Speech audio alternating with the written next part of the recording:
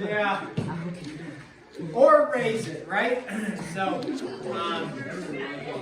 yeah, or raise it. Hopefully raise your grade. All right, 10.4. So we're discussing polygons. Now we're going to discuss the area of parallelograms. An area of a parallelogram. It would be nice if a parallelogram, and we were dealing with area, was simply a rectangle, and you would have length times width, right? Hopefully, most of us know that the area of a rectangle is length times width. Area entails two things multiplied together, something times something. That's what area implies. So with the area of a rectangle, it would just be length times width. Not all rectangles, though. I'm sorry.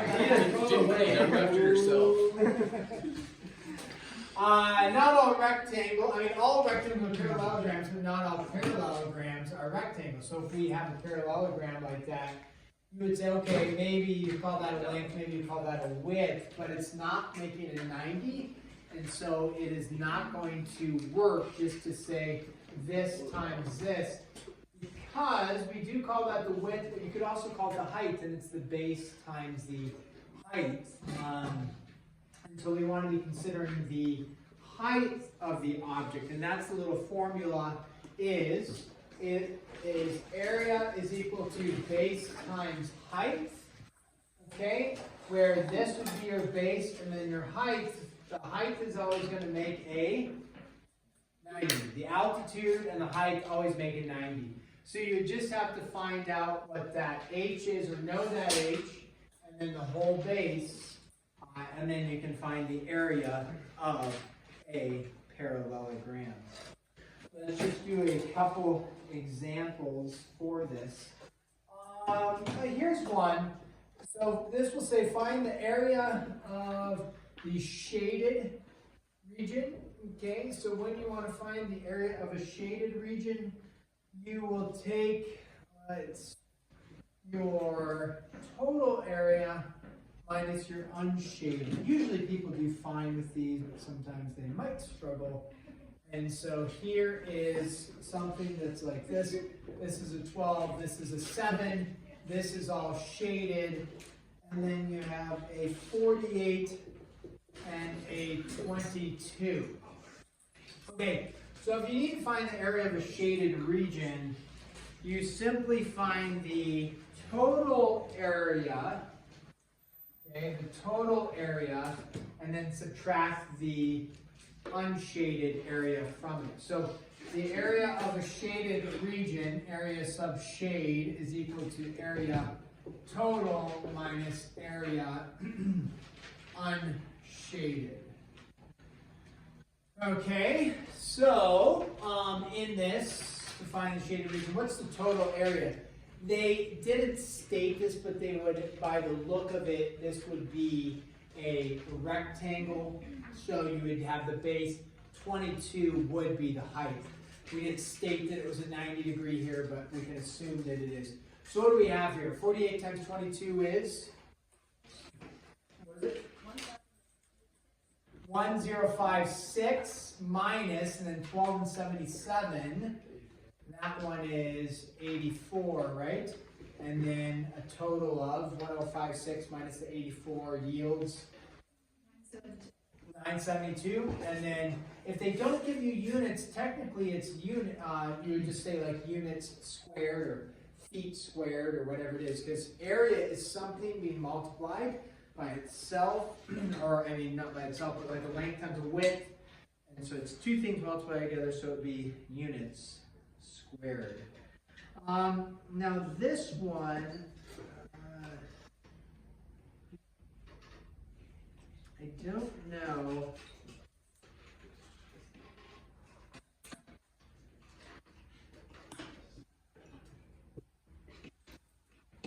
That one isn't going to work for us.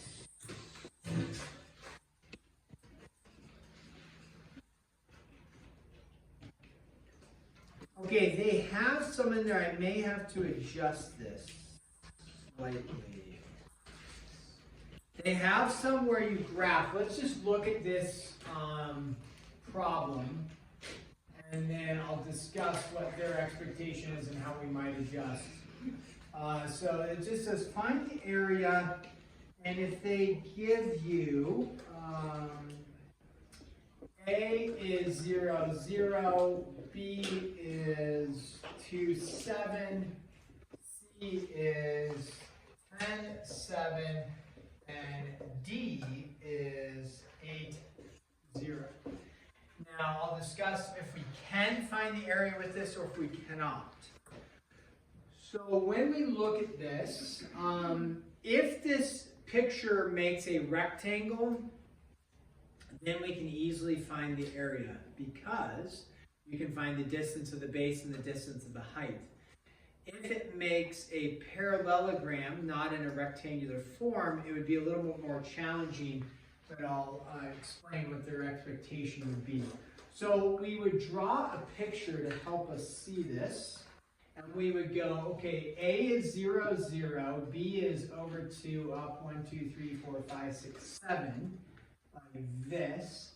And then over 10, 2, 3, 4, 5, 6, 7, 8, 9, 10, up 7, right? And then the over 8 up 0 would be right there.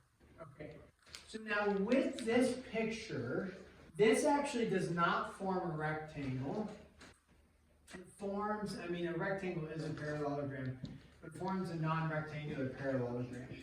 So, in other words, the distance from here to here, that distance right there is not the height. So what you would have to figure out is, you need to figure out a base length here, base equals what, and then a height, the height is going to be from here to here. Why in this case is this pretty easy to find? Well, because we have what? A line on the x-axis, right? And so you just go from the height here down, and this was over 2 up how far? 7. So we know this is a length of 7, and then what's this length right here? We go from 0, 0 over to 8, 0, right? That would be a length of 8. And so the area of that is just going to be base times the height, 7, and so its area is equal to 56 units squared. I'm going to have you do these ones on your homework, but I'll show you one that'll be where you would actually want graph paper, because you might end up with a parallelogram that looks something like this, and it actually would look maybe like this and like this. Okay. So if your parallelogram looked like that, it's not, that works. It's okay. The issue is that this is no longer parallel to the x-axis like this was, where we could just count straight down.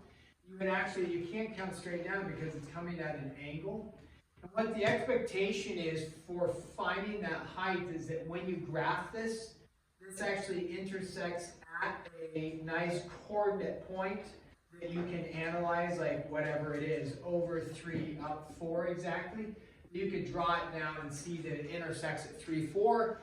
You know this coordinate point, whatever it is, and if you know 2 coordinate points, can you find the distance in between? You can, using what formula? Distance formula. Anybody remember that off the top of their head? How many times have we tested on this? 3, 4 maybe?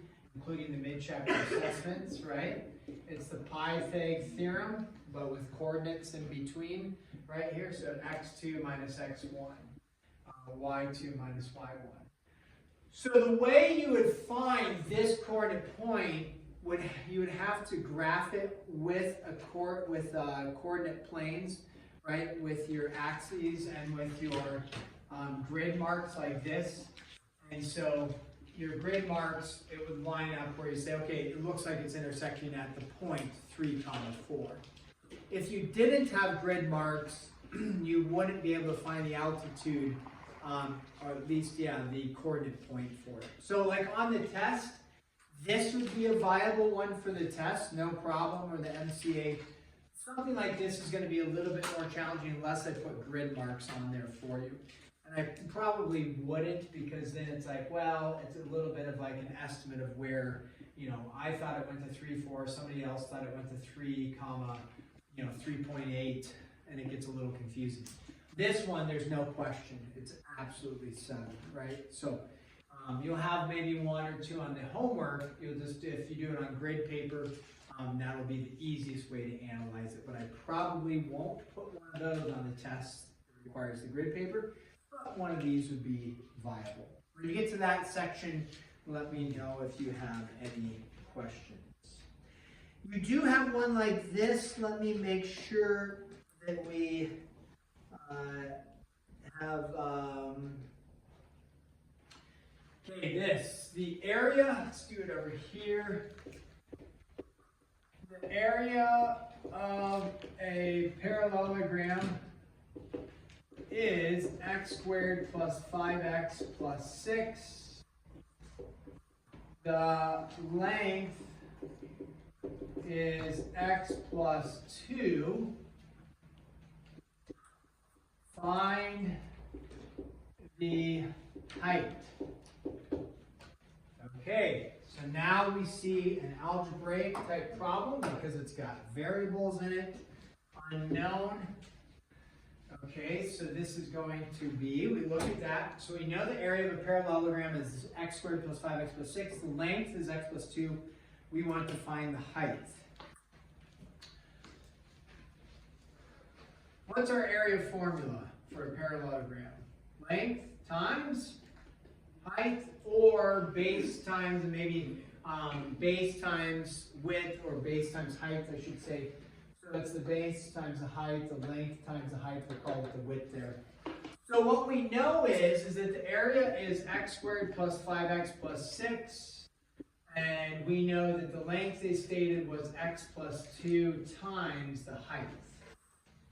So, whoa, got a lot of x's and an h included. How do I solve for h? Well, I just look at what's attached to the h and what's attached to the h. X plus 2. So how do I get rid of the x plus 2? Divide. Doesn't feel great because we like dividing by a numerical value rather than a variable expression, but it's part of algebra there. The x plus 2's cancel. And how do we simplify that? We have to factor the top. This is an algebra type problem. You factor the top and then see what cancels out, which it will. These ones, typically they set it up for you that it does cancel. So on the factoring of the top, did you have to factor one on the test and solve the equation? You did. A lot of people factored it correctly, so that was good. X plus 3, x plus 2. And notice what cancels out conveniently for you. The x plus 2's, and what are you left with for the height? X plus 3 for the height.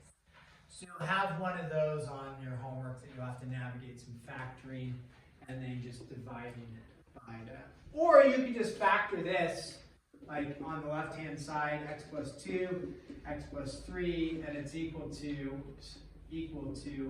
x plus 2 times h. And then you know, oh, h would have to be the x plus 3. That's also a viable way to look at it. All right, we're going to pause there and set you to task on the homework. Like I said, 14, 15, 16, and 17. Graph paper could prove helpful to do those. If you need some graph paper, it's in the back. If you want to just freehand it and make an estimate, that will work as well.